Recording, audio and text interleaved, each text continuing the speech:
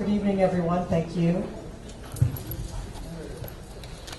This is exciting for me. Much of this work began before I even sent information into the district to be considered to be working here. And this is an opportunity for our teachers and our leaders and our board members who participated in this work to really see the culmination of strategic planning that began way more than a year ago. So it's my pleasure to lead off, before I hand off to colleagues, a presentation of our strategic plan for the 2017 through 2022 school year.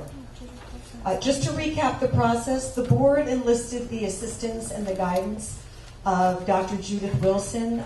Judy is a former superintendent of schools from Princeton School District, now retired, who assists school districts with searches, strategic planning, and other large district projects, and is a really wise and smart counsel for board members and for school communities.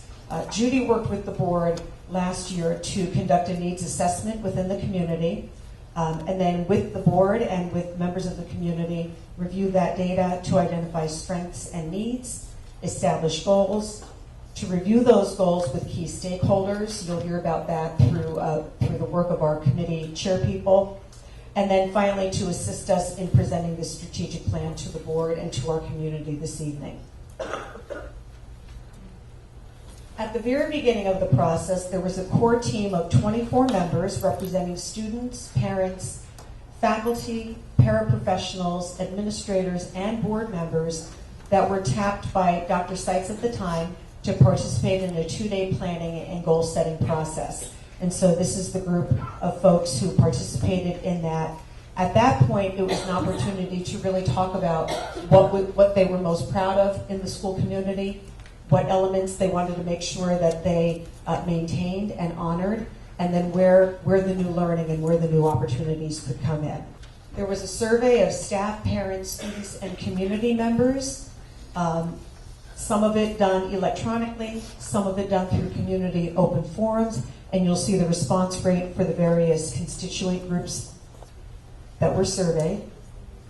All of that data was then compiled and shared back with the production of 3 long-term goals. And these are important. I want to read them word for word because it's language that was debated over and reflected upon, and I think there's great weight and importance to what's been planned here.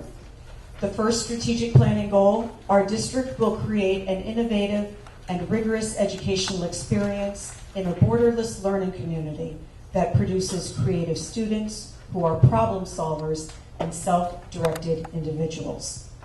Second strategic planning goal: all students will receive social and emotional support to become adaptable, confident citizens who embody self-awareness and strong interpersonal skills, capable of responsible decision-making and managing their emotions and behaviors.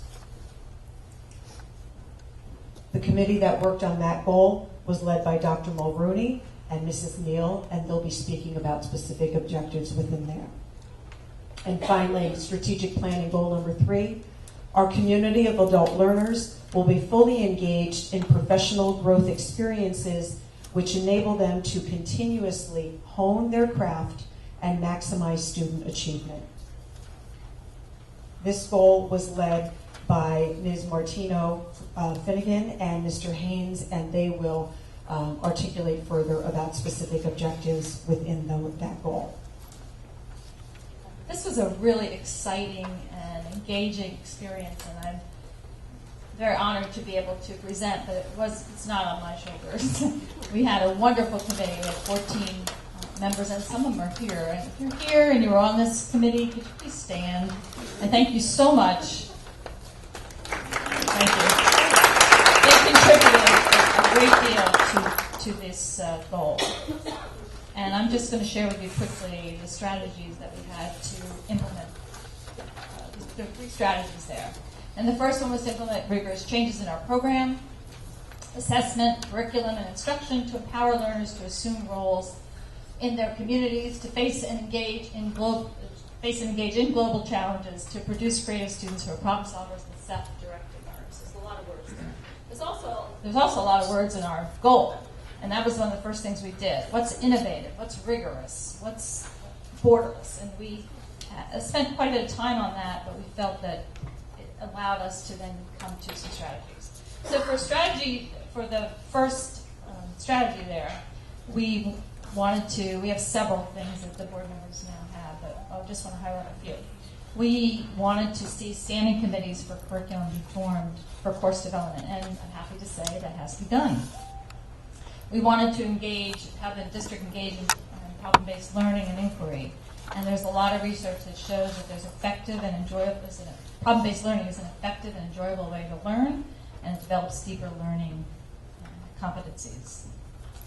And we also talked about HOTS, higher order thinking skills, with questioning, and it moves students beyond recall in the classroom and move to application, analysis, and evaluation and creating, and it fosters more creative thinking.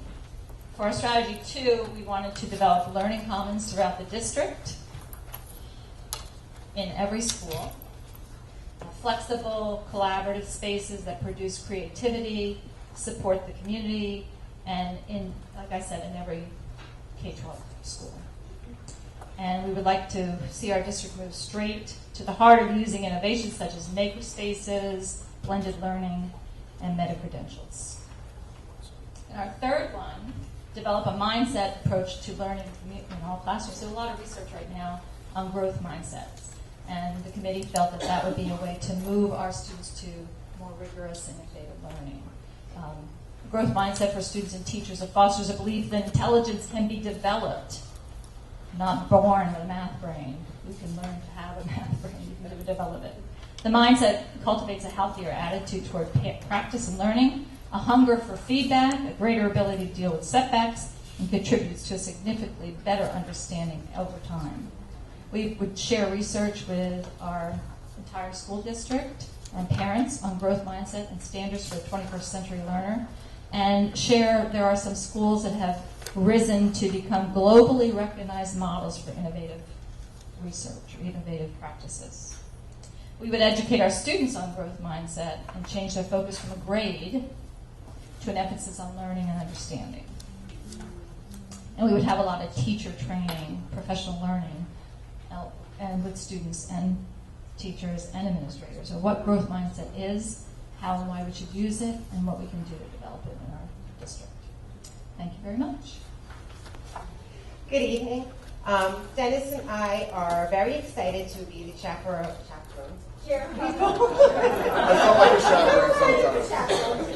We're very excited to be the chair people for the Social Emotional Learning Committee, and we do have several members in the audience here tonight too, which we would like to acknowledge, along with Allison Kogan, who also joined us.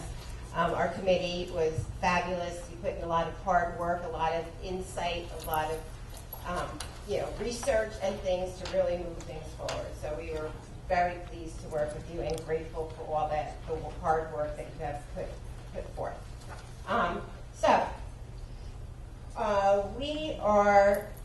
We would like to just also think about, we're happy about the impacts that we possibly may have on our students in developing strong social emotional skills moving forward, how that's going to impact their lives.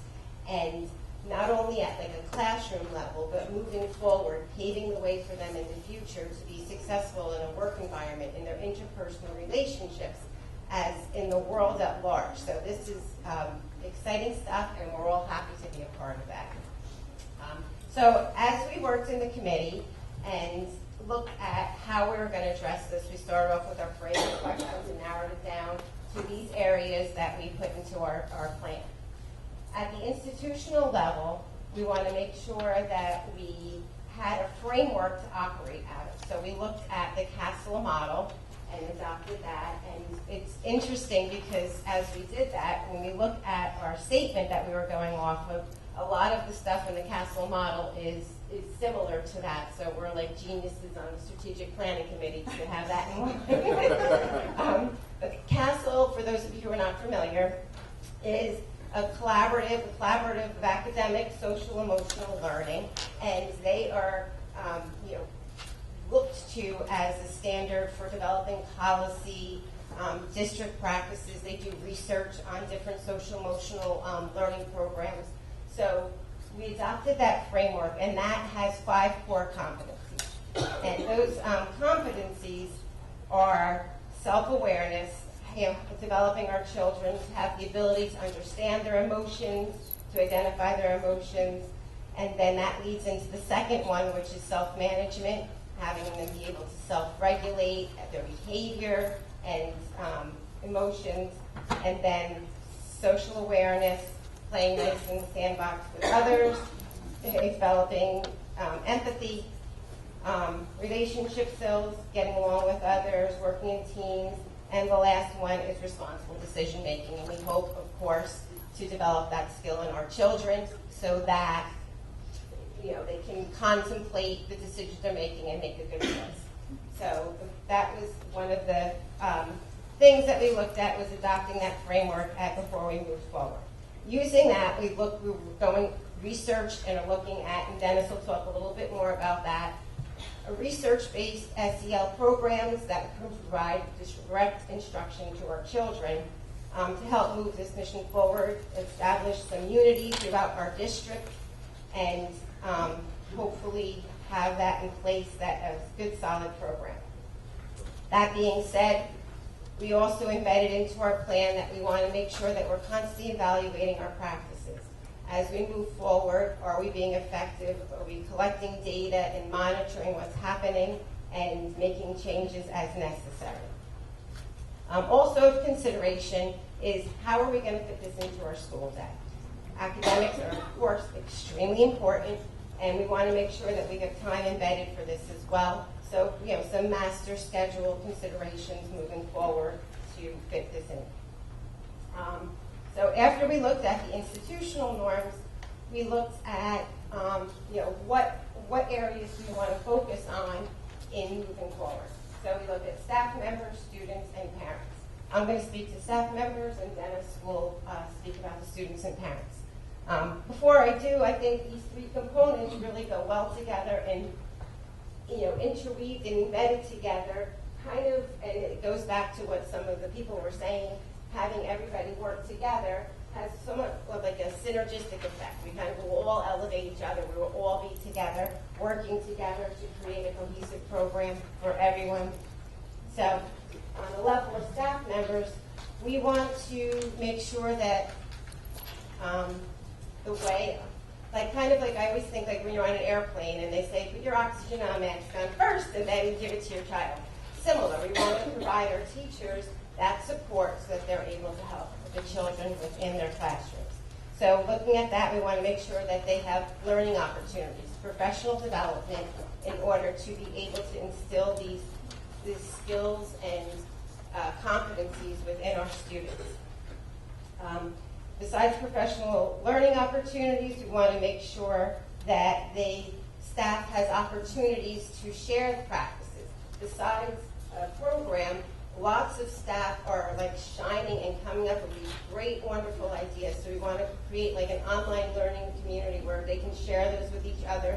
And if somebody's doing something wonderful, somebody else is also able to capitalize and recreate that. And the last area for staff is we want to make sure that we acknowledge that we need social emotional learning for our staff as well. Maybe creating some sort of wellness rooms or resources or activities for them to provide that for them as well. And that being said, Thank you so much. So this strategic goal kind of operates under the, I think, really positive notion that people perform better when they're happy and they feel cared for, and that students learn better when they are happy and feel cared for. And I think when we sat down to do this with our committee, and we looked at our goal, we kind of divided up into 4 buckets, if you will. The good news is that we're kind of doing a lot of these things already. And a lot of our procedures district-wide are conducive to kids feeling good about themselves and being successful. And our teachers care so much and really build close relationships with students so that they know they're cared for. And I work at the high school, as you may not know. But if you see the continuous flow of students coming back to visit teachers who they bonded with, who they are close to, and they look to as mentors, whether in good times or bad, you see this really at work. Of course, our students are fantastic kids, And that's a direct result of parents and teachers and the adults in their lives who really, really share how they feel about them and make them feel loved and supported. And the last one, which I'll get to in 1 second, is also our parents. We have a great community here, a super diverse community that we're really proud of. And kids are kind of getting this kind of wraparound approach. But this strategic goal really takes it to the next level, really asks us to look at all these different areas and see how we can do it better and make sure that we're holding ourselves accountable to do it. So the next one is about providing students with programs and opportunities to develop and apply SEL skills. And this looks a little bit different at each level. In the elementary and middle school level, the committee felt that a direct instruction approach was a little bit more appropriate, like setting aside time throughout the course of the school year for these messages to be delivered and taught to kids. And so we're looking at different programs that kind of deliver this so teachers aren't reinventing the wheel, but have some set goals and lessons that they can use and tweak as needed, but to instill these skills in students with the notion that they'll be developing them throughout their high school career, throughout their education career, until they get to high school. At high school, it looks a little bit different. And at that point, it's kind of looking for opportunities for kids to demonstrate these skills and developing opportunities for leadership and mentoring and service. And we do so many of these things already, but it's just doing more of it and regulating it and making sure we're all on the same page. And another piece of this was looking at the transition pieces from elementary to middle to high, and high school to college, and kind of ramping that up and making sure that we're doing it as good as possible to ease those transitions, to make kids as productive as possible. Starting any new school can be difficult for students and for parents, so we want to make those transitions seamless. And the last one is for parents. We looked at a lot of districts and what they do to reach out to parents. It's really, parents are busy. I don't know if you knew that.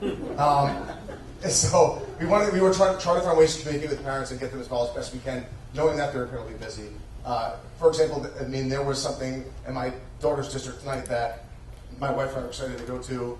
She's there tonight for half of it. You know what I mean? Because we're busy, you're running around. So a lot of districts do a great job with pushing information out, knowing that sometimes parents can't make events, and using social media and websites to share PowerPoints, to share videos, to share presentations.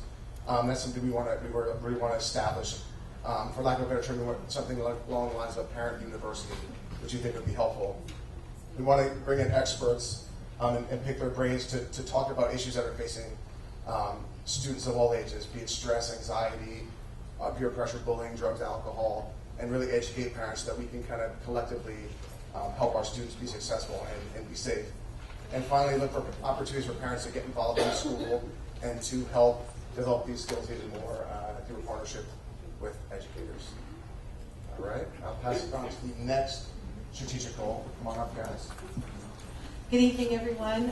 Barry and I also had the opportunity to work with a wonderful committee of very passionate people from all ranges in their level of experience, school levels, who believe in the power of professional learning.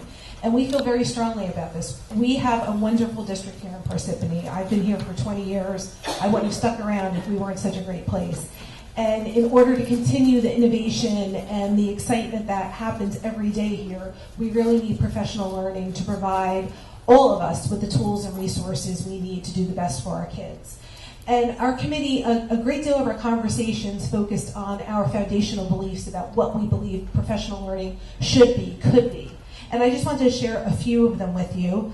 Our committee believes that professional learning should be meaningful and relevant, shape the culture and mindset of the district, directly impact student performance and outcomes, encourage innovation, exploration, and risk-taking, support staff members to see themselves as learners who are self-directed and self-propelled, launch opportunities to grow in-district and beyond district learning networks, incorporate voice and choice, and leverage technology to maximize learning and promote 21st century learning skills, and create pathways to support health and wellness.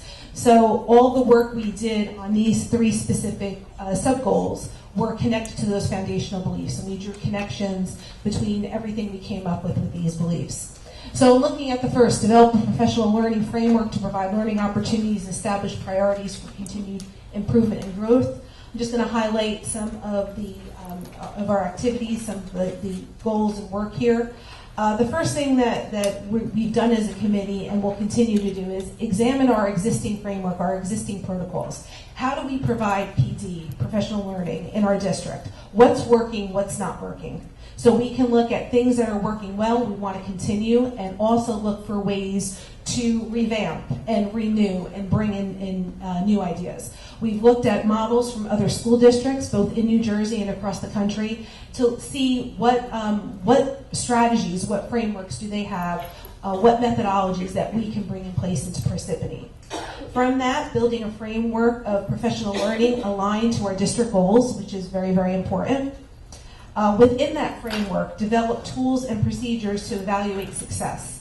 So in other words, if we're having certain goals, we're having certain professional learning opportunities, how successful are they? Are they making a difference? Because really that feedback is going to guide our future efforts. We're not going to continue on with things that aren't working, and likewise, when we have great learning opportunities, how can we replicate those efforts? Another area we felt very strongly about is offering choice in professional learning offerings and have those offerings tied to district goals and individual staff needs. And we're very pleased to see in our last curriculum day there was an element of choice. And I think there was a resounding response from our staff about how meaningful and appreciated that was, and we want that to continue. Also looking at providing more flexibility in terms of the use and allocation of our after-school meeting times. We've been having a lot of conversations about that, ways to make those times more relevant and meaningful and really promoting teacher leadership. And the last area I want to highlight was looking at developing a fall, spring, summer in-service series, professional learning, personal learning series, similar to what we had years ago, but giving people opportunity to explore areas of interest, areas of need, other than those required kind of times. So again, very, very excited about the work that we're doing, and I'm going to turn it over to Barry about our second and third bullets. Here it is, great. Of course I put a graphic on the screen, because I thought the graphic might convey why we're changing professional learning. So on the left side of the screen, you'll see kind of the old autocratic way of professional learning in a district. That is, the district told you you're going to attend this workshop. It may have been a day-long workshop. You sat, you took, it was a one-day, one-shot thing, and you went away and did something else. But just like our students, we wouldn't expect our students to sit for a day and become experts in something and then leave. Teachers need routine, ongoing professional learning opportunities to show models of success. So on the right side of the screen, you can see kind of the newer approach that we've embedded into the methods that we've come up with. It needs to be personalized. Teachers have to understand how it applies to them in their classroom. It needs to be relevant, and it needs to be useful. The two questions that I think are primary important is this the data that matters most to me? My favorite question is, of all that I might teach, what is most important in this situation with this student to help them understand? Those are the things that our teachers look for to empower them with more meaningful experiences to help them and their students. Can I find support from expert teachers? So if this is the data, this is the method, well, are there others that are experiencing success with this? How can I learn from them? That kind of builds into then, number 2, build capacity of adult learners to align instruction and assessment practices through collaborative, meaning how do we collaborate? So if I'm doing that in my classroom, can I share some successful practices of what I'm doing with other teachers in the district? Can I do that in small groups? Can I share other things in job embedded? Can teachers be released to go see other successful practices in other classrooms during the school day? What does that look like? And the third bullet, of course, I put it there, which is build capacity of adult learners to use technology as a tool for professional development. Our committee felt very strongly about this.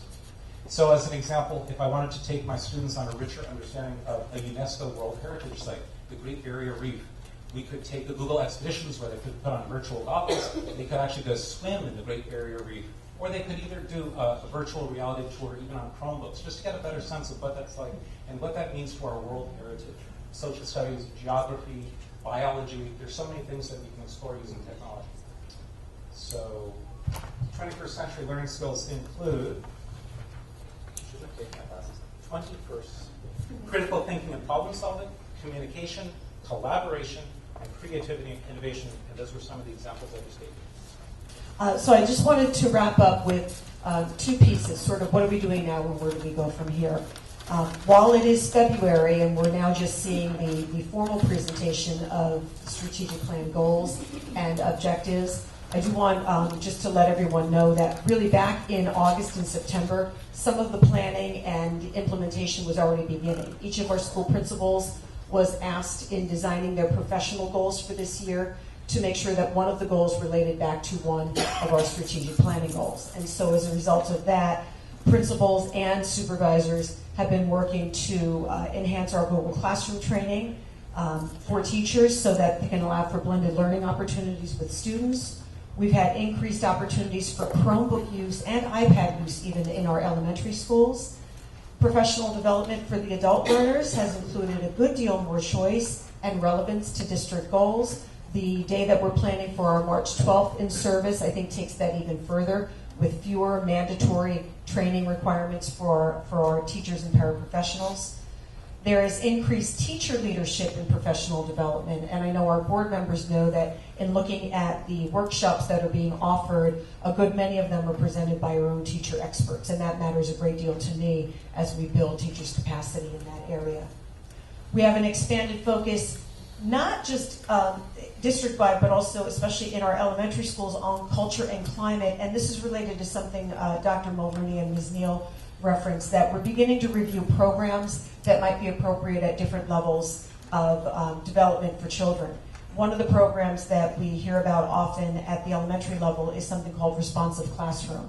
And so representatives from that organization will be available at our March in service as a choice workshop, not a required workshop, but for teachers and administrators interested in learning more about that. Responsive Classroom really helps teachers to teach strategies to children about social and emotional learning. It helps teachers to really craft a classroom family for the school year. And then it can go even farther with students leading town hall meetings within their schools, various student leadership opportunities as well. And then we know from the wonderful presentations given by Dr. Mulroney and Mr. DeSanto that there is continued planning for a modified drop schedule for September 2019 at the high schools, and there are a number of student focus pieces, both for student leadership and creating fewer transitions in the day for students that we think would really provide for a much stronger learning and emotional experience for them as well. So those are some of the things that we've been working on just this year. Where do we go from here? One of the really awesome things I think about strategic planning goals is it really becomes your compass for where we go as a district and the work that we do. What I envision with board support would be that those 3 key strategic planning goals are repeated each year as annual district goals. The work under it will change, but the key goals will not. So we know this year that the initial focus has been on some exploratory work, beginning to implement some more changes to teacher professional development. But each year, as we get better at it, as we tackle more things, the work gets deeper, it gets stronger, and it gets richer. So in keeping strategic planning goals as annual district goals, it lets us keep the focus on those key goals with deeper work accomplished each year. It maintains a laser focus on this important work with few distractions. So unless something happens in our community that we feel needs to be added to the work we're doing here, this is our work for the next several years. It allows for data and accomplishments to be reported out to the board annually. I would expect that at one of our June board meetings, there would be the very beginnings of what does the data look like related to the work that we were doing just this year, and then to repeat that each year after. And it really allows teachers and leaders to all be working toward the same high-level goals and strategies, so that whether I'm a principal of an elementary school or a principal of a high school, whether I'm a guidance counselor or a reading specialist, there is something I'm doing in my work with students and staff that relates back to at least one, if not all 3, of the strategic planning goals. So this has been exciting for me to come in really just on the tail end of. I can't take credit for any of it. This is really the work of our amazing committee leaders and board members and community and faculty who've been a part of this from the very, very beginning. But it's exciting now to sort of launch it and take off. I'm going to open it up to board members if you like for questions. And really, I think the questions at this point would go to the committee leaders if you have.